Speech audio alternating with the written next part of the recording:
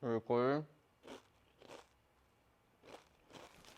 Welcome to Signature Tech, and this is the very first official episode of Signature Tech, and we're going to start off with a fresh old guide for buying laptops.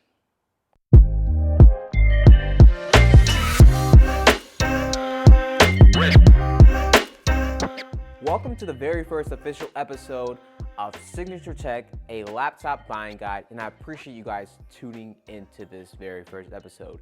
Without further ado, let's hop right into the video. Let's get it off with the first thing you should do is ask yourself, what do I need this device for? You know, whether it's school and you're just doing homework and email and stuff like that on it, you know, Microsoft Office applications, very light use.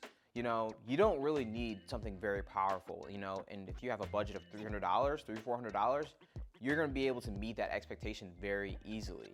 I highly recommend not going after brands like HP and Toshiba in that price range. Anything under $500, I highly recommend to stay away from those brands. And you can even beg to differ. Dell, if you're in the lower $300 range, Dell is another brand that they tend to not really focus on their lower end, their budget laptops, their Windows 10 OS budget laptops.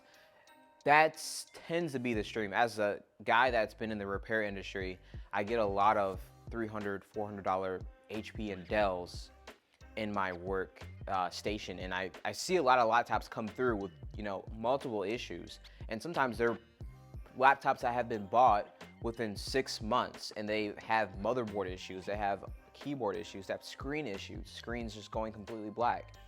So there are a whole lot of manufacturing issues with those laptops in that price range. And it's not just a certain model, but really it's just those three brands, HP, Toshiba, and Dell, at that lower end of the spectrum. HP, they make great, you know, $700 laptops.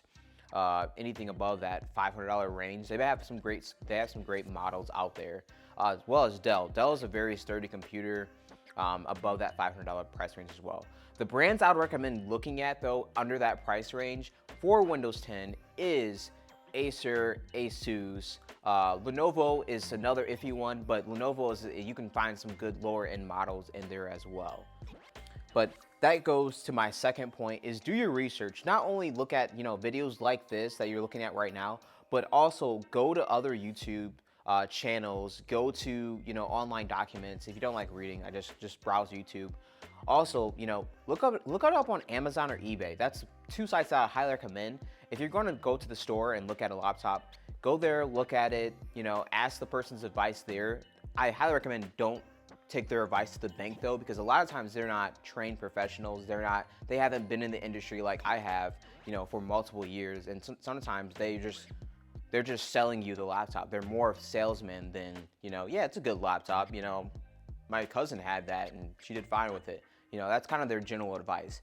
But if you do go to places like Best Buy, generally they tend to be more, you know, knowledgeable about their devices that they have on display. So sometimes they can be more knowledgeable if you go to places like Best Buy. But places like Walmart, you know, Target, you know, those places that only really have, you know, salespeople in those departments, in the electronics departments, I highly recommend not, you know, taking their advice to the bank. Don't do that. Like, look up reviews, and even at Best Buy, places like that, don't take their advice to the bank too, because they're kind of salesmen as well.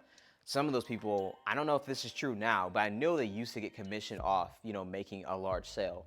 So do your research, look at reviews, ask different people, look up different YouTube channel reviews. If they don't have that particular laptop, you know, in a review, you can look it up on Amazon. You just type in the name, you know, the full name with a model number, you know, or just the full name, and that laptop usually will come up on Amazon or eBay. And generally, you know, you'll have reviews. If it's, you know, 3 stars, I would stay away from it. Also, stay away from things that have 5 stars but only have, you know, 9 or 10 reviews. Generally, you want something that has been reviewed more than 50 times. If it's a laptop, some smaller items, you probably want it to get reviewed more than 100 times. So that's something to look out for. A lot of times companies will have their own employees review something. That's kind of general buying advice for online purchases.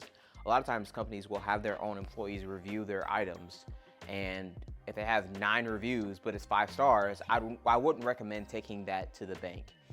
So take time to do your research. It's worth it, especially the larger your purchases get. If you're gonna buy a $700 laptop, you should be doing a lot of more research than if you were to buy, a $200, $100 laptop, because you're kind of getting what you pay for. But at the same time, you don't want to get in a situation where you buy something and you're unhappy with it. So my third advice for going out there and buying a new laptop is protect it. Protect it, protect it, protect it. I say that 3 times over just because people so often will go and buy a $1,000 device, whether it be a phone or a laptop, and they will walk around without a case or without protection, in a sense of whatever it may be. I recently have a MacBook Pro that it retails around $1,700, the model I have, and I just got a little case protector and a keyboard dust cover for, what was it, $18? That's nothing compared to how much you paid for the device. And that protects your device. It keeps it in pristine condition.